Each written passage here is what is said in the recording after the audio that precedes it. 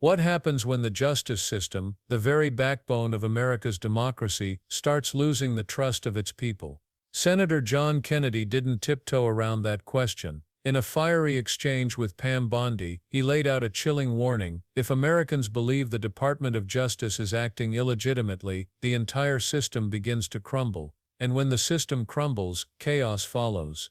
Protest in the streets, citizens ignoring laws, prosecutors turning into political hitmen. It's not just speculation, it's the logical next step of a government people no longer trust. So smart and so powerful that he thought he could command the tides. So smart and so powerful and so rich that he would go to meetings with serious people like Bill Clinton, like Tony Blair, looking like a slob, looking like a fourth runner-up to a John Belushi lookalike contest. And he thought it was cute. Where's Mr. Bankman-Fried today? I believe he is in prison, and I believe that's from the Netflix series I saw as well. Mm-hmm. Because he's a crook. And who helped put him there? The Department of Justice, Senator. Can we agree that there's some really, really good men and women at the Department of Justice?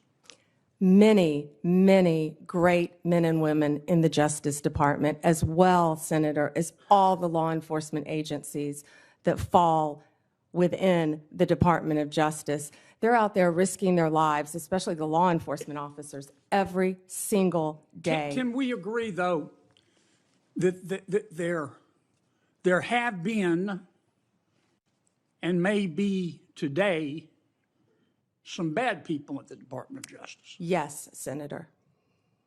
We don't know for sure because for the last 4 years, the curtains there have been tightly drawn.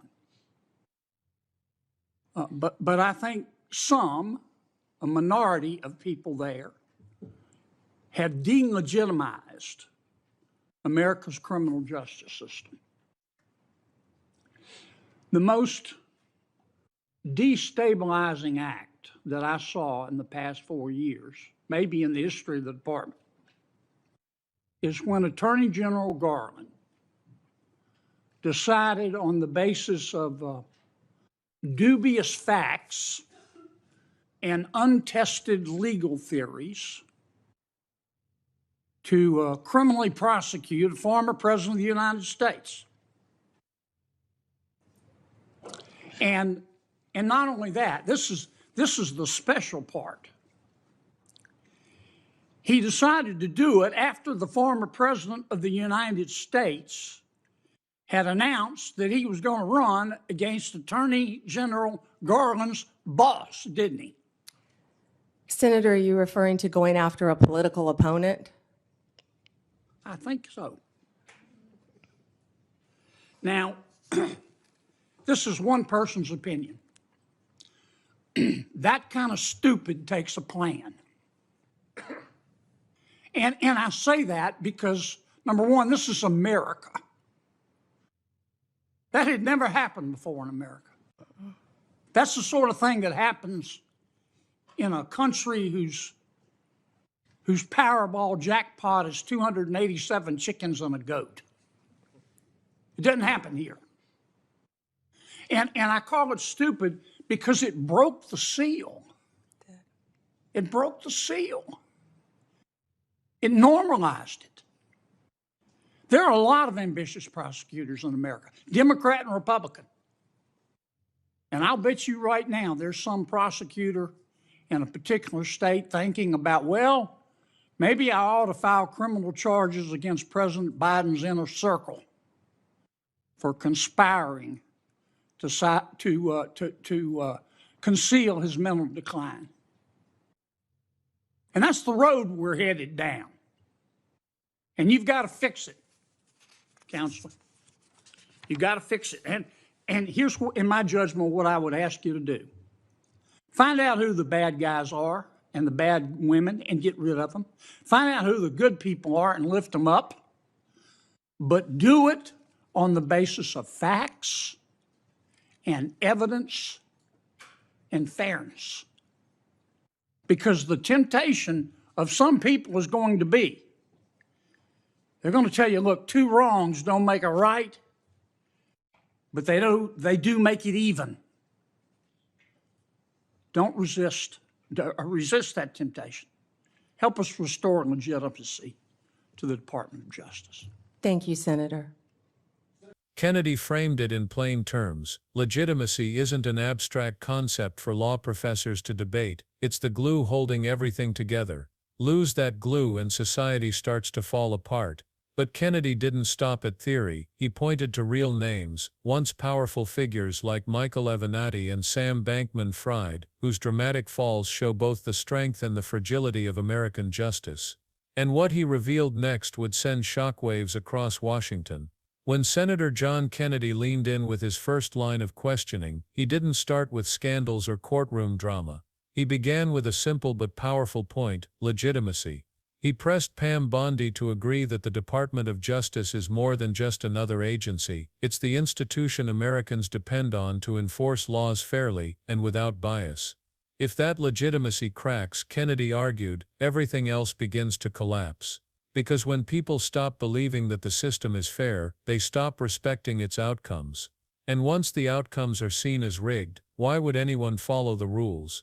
Kennedy painted a stark picture of what happens next: chaos.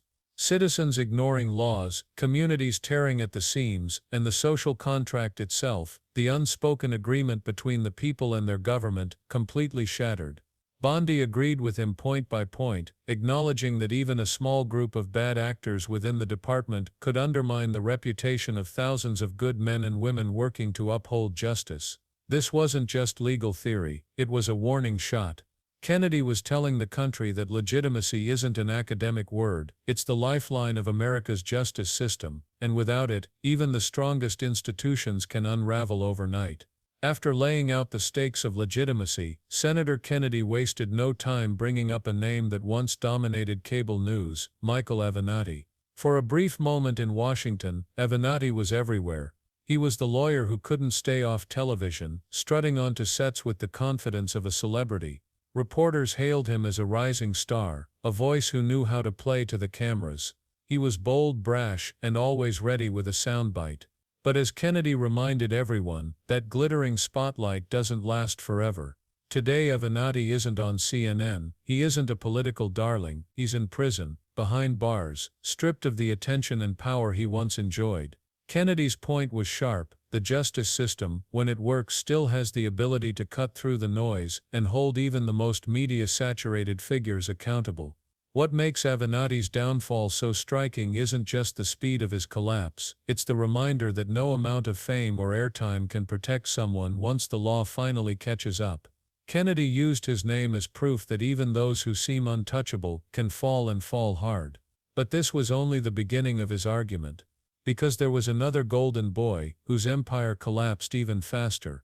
From flashy lawyers to so-called financial geniuses, Senator Kennedy's next example hit just as hard.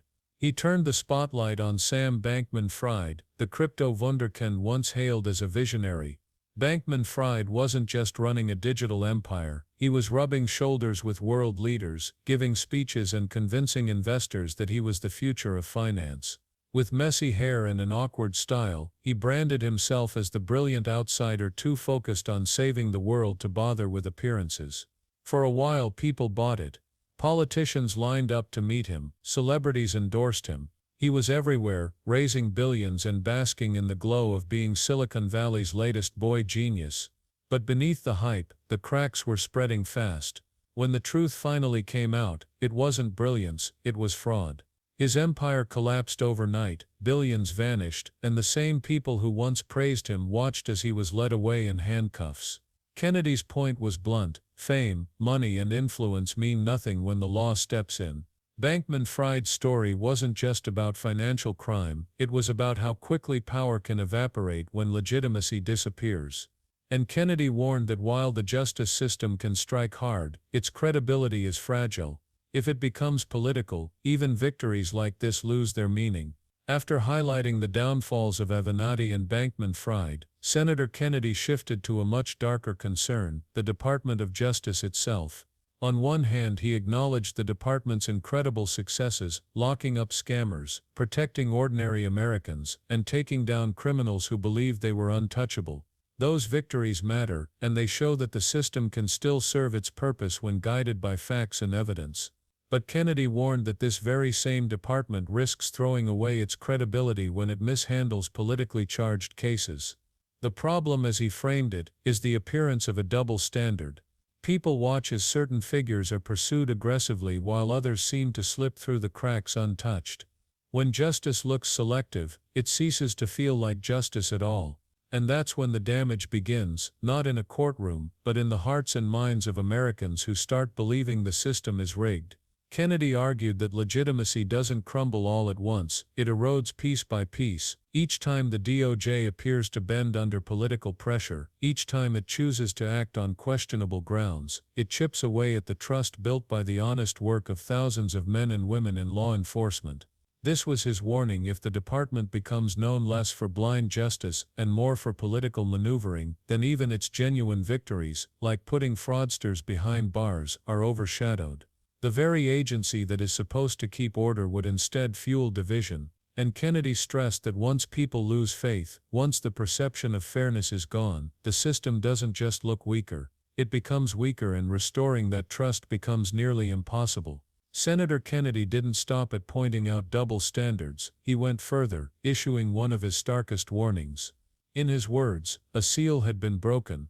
For generations America operated on an unspoken rule: political rivals fought at the ballot box, not in courtrooms. But when prosecutors crossed that line, Kennedy argued, the consequences ripple far beyond one case. Once the precedent is set, ambitious prosecutors across the country suddenly see new opportunities. Why stop at one leader when the door is now open to target anyone who holds power? Kennedy suggested that the temptation to weaponize legal systems for partisan advantage is almost impossible to resist, and that temptation could push the United States into a dangerous cycle of retaliation. Imagine every new administration arriving with a fresh list of political enemies to investigate. Imagine the justice system transformed from a safeguard of fairness into a revolving battlefield for payback. The legitimacy of rulings, verdicts, and prosecutions would evaporate overnight, leaving citizens doubtful of every decision handed down by the courts. Kennedy's warning wasn't framed as speculation, it was framed as inevitability. Once that seal is broken, once the justice system becomes a tool of political warfare, there is no easy way back. Trust is fragile, and the risk of permanent damage grows with every partisan case. His point was chilling: what begins as one prosecution could spiral into endless vendettas that leave the rule of law unrecognizable. Kennedy then pivoted to an even more unsettling possibility: how a leader's visible decline could be twisted into a legal weapon. He suggested that in a hyper-partisan climate, ambitious prosecutors might seize on signs of weakness or missteps as grounds for investigation, turning health and judgment into political ammunition. What once might have been viewed as human frailty could suddenly be reframed as negligence, conspiracy, or even misconduct in office. The danger here isn't just about one individual, it's about the precedent it sets. If prosecutors start exploiting personal struggles for political gain, it normalizes the idea that any flaw, any lapse can be weaponized. This doesn't just target leaders, it undermines the very stability of government itself. Imagine the endless cycle: every administration hunting for vulnerabilities, every mistake transformed into a criminal charge. Kennedy's point was blunt: if justice is no longer tethered to evidence and fairness, but instead to political advantage, then the system itself is doomed. Using health or decline as a pretext for prosecutions doesn't strengthen democracy, it corrodes it. And once the public sees the law used this way, trust in government shatters even further. Kennedy's warning was clear: legitimacy can't survive in a system driven by vengeance. After laying out the risks of a justice system drifting into political warfare, Senator Kennedy turned his focus toward solutions. His message to Pam Bondi was direct: fixing the problem means separating the good actors from the bad. The Department of Justice is filled with thousands of men and women who put their lives on the line every day, working to keep communities safe. Their sacrifices should never be overshadowed by a handful of individuals who abuse power. Kennedy urged that fairness, not partisanship, must guide every decision. He acknowledged the temptation some people feel to fight fire with fire, to answer political attacks with equally political prosecutions, but in his view, that path only deepens the chaos. Two wrongs don't make a right, he said, warning that revenge politics doesn't restore trust, it only entrenches division. Instead, Kennedy pushed for a return to fundamentals, facts, evidence, and equal application of the law. By exposing corruption where it exists and elevating integrity where it thrives, the DOJ can begin to repair its standing. It won't happen overnight, but rebuilding legitimacy requires visible commitment to fairness. Kennedy's call was less about politics and more about survival, the survival of the justice system as a force Americans can still believe in. Senator Kennedy's fiery exchange with Pam Bondi wasn't just another hearing, it was a warning shot to the entire nation. His message was simple but urgent: once the justice system loses legitimacy, everything else starts to unravel. From media darlings like Michael Avenatti to financial titans like Sam Bankman-Fried, Kennedy showed how justice can still strike, but he also revealed how fragile that strike becomes if politics infects the process. The danger isn't one bad verdict or one flawed prosecution. The danger is a cycle where every side uses the law as a weapon, turning courtrooms into battlegrounds and citizens into skeptics.